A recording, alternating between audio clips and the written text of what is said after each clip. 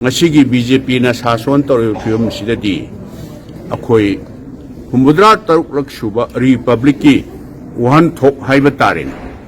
madu akhoi da nungai bidi nungai raga akhoi madu gi sab chaba wahan thok tudi akhoi manipur da leiba praja khuding mukta ai phawbiram gani haibisi thajade ngasi asi bharat basi aduga manipur da leiba akhoi khuding makki di yamna nungairaba Bharat असिगी हुमुद्रा तरुक लक सुबा republic वोइबगी यामना नुंगाइरबा नुमित हाइबा तारे भारत बासी अखोई खुदिंगमकी अदुगा मणिपुर दा लैबा अखोई मणिपुरी अखोई खुदिंगमकी यामना नुंगाइरबा हुमुद्रा तरुक लक सुबा भारत रिपब्लिक वोइबगी अदुगुम्बा नुंगाइरबा नुमित नि अदुना अखोई मणिपुर प्रदेश कांग्रेस कमिटी ना सिनवी लांगबीदुना सिगुम्बा हुमुद्रा रक सुरबा भारत की रिपब्लिक वरपगी अदुगी नुंगाइबा फोंदोकपा अदुगा मसिगी फंक्शन असिगी मरु ओइबदु मदुगी अखोई नुंगाइबदु अखोई सरुक याजरी अखोई मयाम हेना खंगबीरे भारत असिमतम सांगना ब्रिटिश ना लोइलम शासन ओइदुना भारत असि मोइना नमफुदा शासन तौदुना भारत असिमतम सांगना मयामनदी लोइलम शासन ना हाइनै अदु तौरु मतुंगदा महापुरुष कयामना महात्मा गांधी जी गुम्बा नेताजी सुभाष चंद्र बोस गुम्बा सरदार वल्लभ भाई पटेल मौलाना अबुल कलाम आजाद पंडित जवाहरलाल नेहरू ने सिंबा मतम सांगना भारत की ब्रिटिश मतौ करमाई तौना तांथोक्सिगे हाइबसी तौना अवाना कया जेंदा मपुंसी कया चुप्पा लैदना भारत असि निंखा तमनना होटनबदा भारत लैबा प्रजा सेक्शन खुदिंगमकना अइना हुजिक पंजगिबा महापुरुषसिंग अदो अदुगी लुसिंग मखादा मरोइना कांग्रेस पार्टी की लुसिंग मखादा भारत असी 15 अगस्त 1947 दा निंखा तमे मदुगी मतुंगदा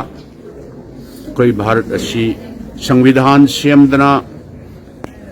डॉक्टर BR अम्बेडकर ना चेयरमैन ओइबा दुगुम्बा कॉन्स्टिट्यूएंट असेंबली अमना संविधान सेमे मतुंगदा कोई रिपब्लिक लाए भारत असी दुगुम्बा रिपब्लिक तो ngasi हुमुद्रा तरुक लक सुबा रिपब्लिक तुनी मदुगी अखोई नुंगाइबा फोंदोक्लिबसे भारत के संविधान दा करी हाइरी महापुरुष महात्मा गांधी जी ने करी हाइरमी अखोई हुजिक निंखा तमे अदुबो भारत असे निंखा तमबा मतुंगदा अखोई शहर दा बिल्डिंग खरा अरु अनान खरा उरगा भारत असी निंखा तमे अदुगा रिपब्लिक ओइरे हाइबा मदुगी वहन थोक्तुदी चुमोय भारत असी 70% हेनबना रूरल एरिया दा लैबा अदुगुम्बा भारत असे रूरल अदुगा अर्बन चा मानना साखत मिनरबा मतमदा भारत की निंखा तंबगी भारत की रिपब्लिक ओइबगी भारत की हुमुद्रा रक सुबा रिपब्लिक ओइबगी वहन थोक्तो मदु लैगदोरिबनी हाइदना महात्मा गांधी जी ना हाइरमी अदुबो ngasiगी मणिपुर की लैरिबा फिभम ngasiगी BJP ना सासन तौरब फिभम सिददी अखोई हुमुद्रा तरुक लक सुबा रिपब्लिक की वहन थोक हाइबा तारेन मधु अखोइदा नुंगाइबदी नुंगाइरगा अखोई मधुगी सब चाबा वहन थोक्तुदी अखोई मणिपुर लैबा प्रजा खुदिंगमक्ता आई फौबिरमगनी हाइबसी थाजदे मरमदी मधुगी मरुओइबा खरा हाइबा तारे मयामनदी अदुम हंजन हंजन पल्ले हरकनेब भारत रिपब्लिक ओइबा दुगा ग्रास रूट अखोई रिपब्लिक ओइबगी डेमोक्रेटिक ओइबगी वहन थोक्लहनसी हाइदुना थेंगांग कयादा late Prime Minister Rajiv Gandhi ji ki matamda grassroots ta nupi da empower pi na koi grassroots level ki local body organization mayam jingi sab manana matam chana sangwidhan semdoktuna election tawdana nupi da empower tawba aduga grassroots ta leiba praja sing se sidaida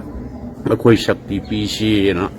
adu matam da akoi bharat ki democracy aduga bharat ki sangwidhan aduga akoi leiriba